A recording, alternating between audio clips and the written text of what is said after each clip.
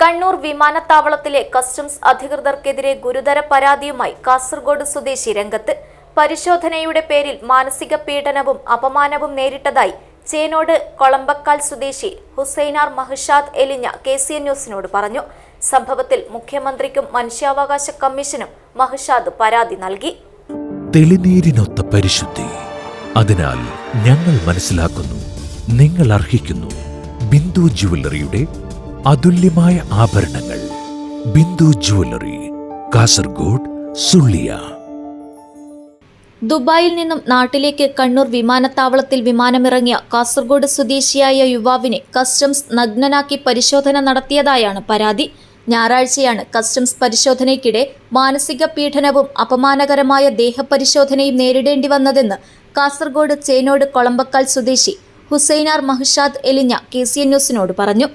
സംഭവത്തിൽ അടിയന്തര ഇടപെടലും നിഷ്പക്ഷ അന്വേഷണവും ആവശ്യപ്പെട്ട് യുവാവ് മുഖ്യമന്ത്രിക്ക് പരാതി നൽകി.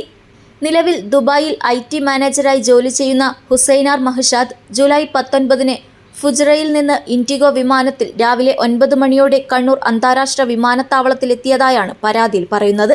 സ്വന്തം നാടിന് ഏറ്റവും അടുത്തുള്ള വിമാനത്താവളം മംഗളൂരു ആയിരുന്നിട്ടും കേരളത്തിലെ വിമാനത്താവളത്തെ പിന്തുണയ്ക്കണമെന്ന ഉദ്ദേശത്തോടെയാണ് അധിക ചെലവ് വഹിച്ച് കണ്ണൂരിൽ ഇറങ്ങിയതെന്നും ഇതിനായി ടിക്കറ്റ് നിരക്കിലും യാത്രാ ചെലവിലും ആയിരക്കണക്കിന് രൂപ അധികമായി ചെലവഴിച്ചെന്നും യുവാവ് പറയുന്നു.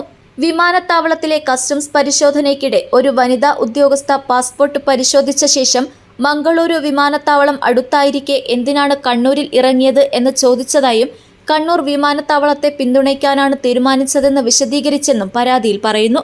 തുടർന്ന് ലഗേജ് വിശദമായി സ്കാൻ ചെയ്തുവെങ്കിലും നിയമവിരുദ്ധ വസ്തുക്കളോ സ്വർണമോ സംശയാസ്പദമായ സാധനങ്ങളോ കണ്ടെത്താനായില്ലെന്നും എന്നിട്ടും പ്രത്യേക മുറിയിലേക്ക് കൊണ്ടുപോയി ദേഹപരിശോധനയ്ക്ക് വിധേയനാക്കിയെന്നും യുവാവ് ആരോപിക്കുന്നു.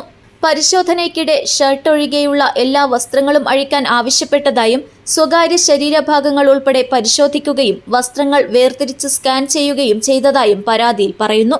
ഞാൻ കണ്ണൂരിൽ വന്നിറങ്ങിയത് അവർക്ക് ഇഷ്ടപ്പെട്ടില്ല എന്ന് തോന്നുന്നു. അവർ പൂർണ്ണമായിട്ട് എന്നെ അപമാനിച്ച് എൻ്റെ വസ്ത്രങ്ങളെല്ലാം അയച്ചു മാറ്റി. എന്നിട്ട് പിന്നെ ഡ്രസ്സ് ഇട്ടിട്ട് വരുമ്പോഴേക്ക് ഒരു 10-20ഓളം പേര് ചേർന്ന് കസ്റ്റംസും സപ്പോർട്ടിംഗ് സ്റ്റാഫെല്ലാം കൊടുത്ത് അപമാനിച്ച്, കൂട്ടമായിട്ട് അപമാനിച്ച് അവരെ പിന്നെ കളിയാക്കി.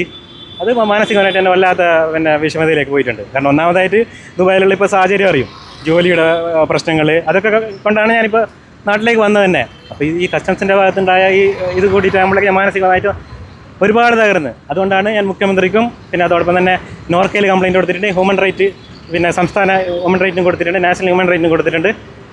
പിന്നെ ആവശ്യപ്പെട്ടത് CCTV ദൃശ്യങ്ങൾ സംരക്ഷിക്കണം.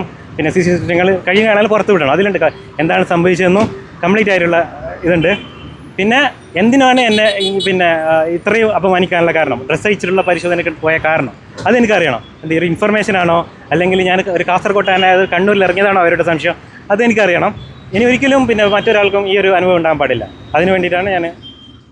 പരിശോധനയുടെ അവസാനം യാതൊരു നിയമവിരുദ്ധ വസ്തുവും കണ്ടെത്താനായില്ലെന്നും അദ്ദേഹം വ്യക്തമാക്കുന്നു.